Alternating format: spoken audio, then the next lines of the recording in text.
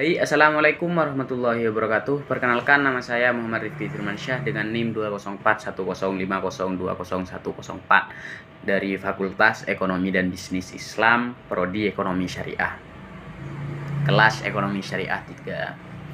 Tujuan dari pembuatan video kali ini adalah untuk memenuhi tugas yang diberikan oleh Bapak Dr. Abdul Wadud Nafis LCMI, di mana kami sebagai mahasiswa diwajibkan untuk memberikan video tanggapan mengenai materi yang beliau share yang berjudul Ekonomi Tertutup dengan Kebijakan Pemerintah, atau biasa yang disebut dengan ekonomi tiga sektor.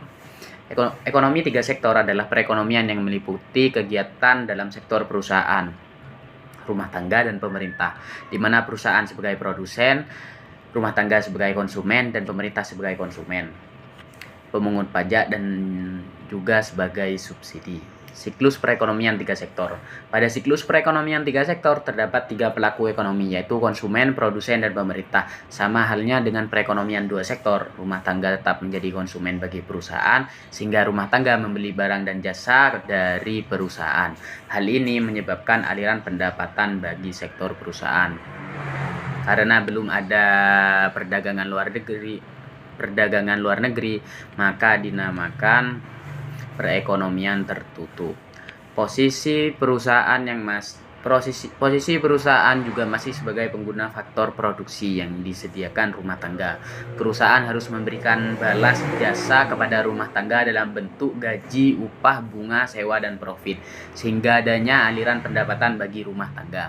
Keberadaan pemerintah dalam perekonomian tiga sektor menjadikan interaksi antara pelaku ekonomi lebih banyak.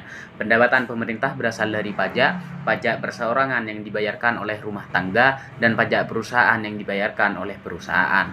Pengeluaran pemerintah yang diperuntukkan bagi rumah tangga merupakan pembayaran atas faktor produksi atau subsidi.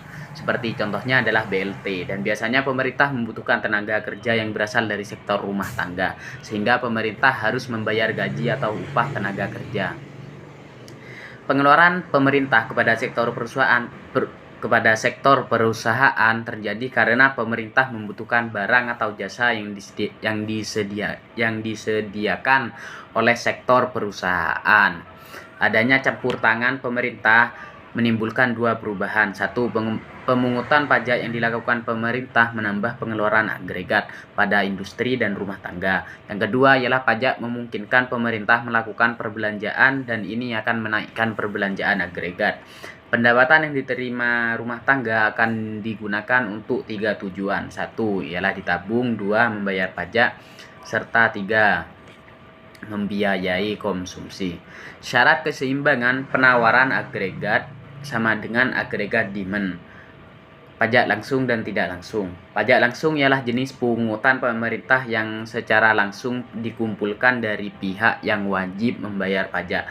Pajak tidak langsung ialah pajak yang bebannya dapat dipindahkan kepada orang lain. Bentuk-bentuk pajak pendapatan. Satu ialah pajak regresif, atau ialah pajak turun ketika pendapatan naik. Yang kedua ialah pajak proporsional, ialah pajak tetap untuk berapapun tingkat pendapatan. Yang ketiga ialah pajak progresif, pajak naik ketika pendapatan naik. Efek pajak terhadap konsumsi dan tabungan.